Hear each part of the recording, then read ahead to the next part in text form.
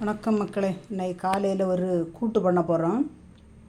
அதுக்கு கொஞ்சோண்டு பூசணிக்காய் அரிஞ்சு வச்சுருக்கோம். கொஞ்சோண்டுனா ஒரு கைப்பிடி அளவு வெள்ளை பூசணி, ஒரு முருங்கைக்காய், ஒரு தக்காளி, ஒரு சின்ன மாங்காய், ஒரு ஒரு 10 துண்டு போல் இருக்குது மாங்காய், கொஞ்சம் புளிப்பு, 2 பச்சை மிளகாய் காரத்துக்கு.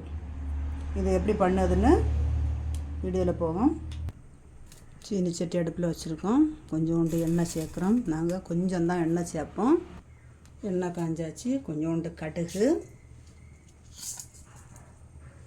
கொஞ்சோண்டு வெந்தயம், கொஞ்சோண்டுன்னா ஒரு ஸ்பூன், இந்த ஸ்பூனுக்கு ஒரு ஸ்பூனு கடுகு வெடிச்சாச்சு. ஒரு 10 சின்ன வெங்காயம், ஒரு 6 பல்லு பூண்டு. இது பச்சை மிளகு சேர்க்கிறது காரத்துக்கும் ஒரு ஃப்ளேவர் இருக்கும். பச்சை மிளகாய் ஸ்மெல் சூப்பராக இருக்கும் இந்த சமையலுக்கு. எண்ணெயிலே வதங்கியாச்சு. ஒரு தக்காளி அரிஞ்சு வச்சுருக்கோம், அந்த தக்காளியையும் இது கூட சேர்த்து கொஞ்சம் கிண்டி விடணும்.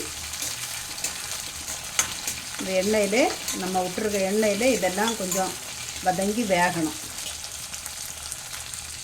அரிஞ்சு வச்சுருக்க ஒரு முருங்கைக்காயும் இதில் சேர்த்தோம்.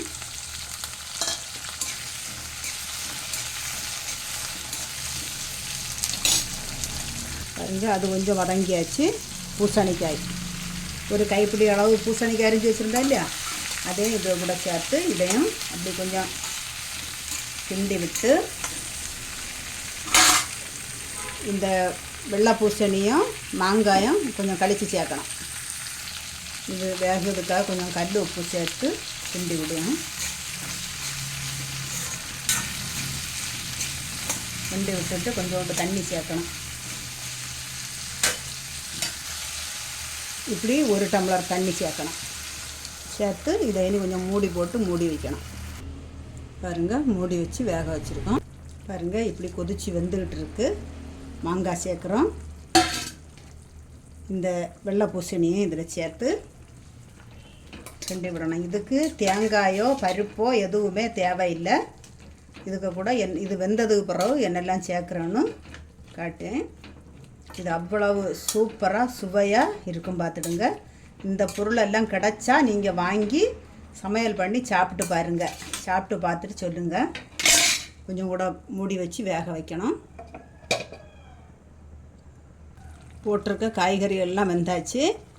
1 ஸ்பூன் மிளகுத்தூள், கொஞ்சோண்டு வெந்தயப்பொடி, கொஞ்சோண்டு காயப்பொடி, கொஞ்சோண்டு மஞ்சள் தூள். இது இவ்வளோ தான் இதில் சேர்க்கக்கூடியது.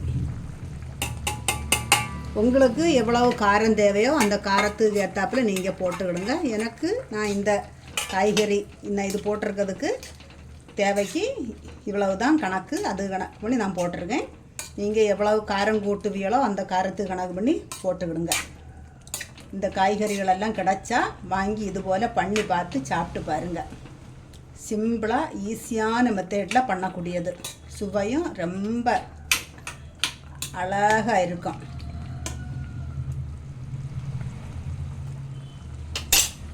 கொதித்து வேவட்டு இந்த பச்சை வாசம் போட்டு, பச்சை வாசம் போனது பிறகு இறக்கி மல்லித்தலையும் கருவேப்பிலையும் போட்டு இறக்கி வச்சுட்டு சாப்பிட வேண்டியதான். ரெடியாகியாச்சு.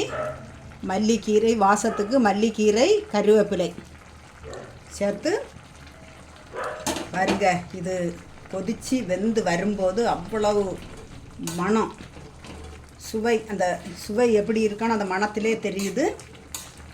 பாருங்கள், நாங்கள் இனி சோறு எடுத்துருக்கோம். சோறு கூட எடுத்து வச்சு சாப்பிட போகிறோம். அந்த முருங்கைக்காய், பூசணி, மாங்காய் எல்லாத்துக்கும் ஃப்ளேவரும் சூப்பராக இருக்கும். பாருங்க, சாப்பிட்டுட்டு எப்படி இருக்குன்னு சொல்லு.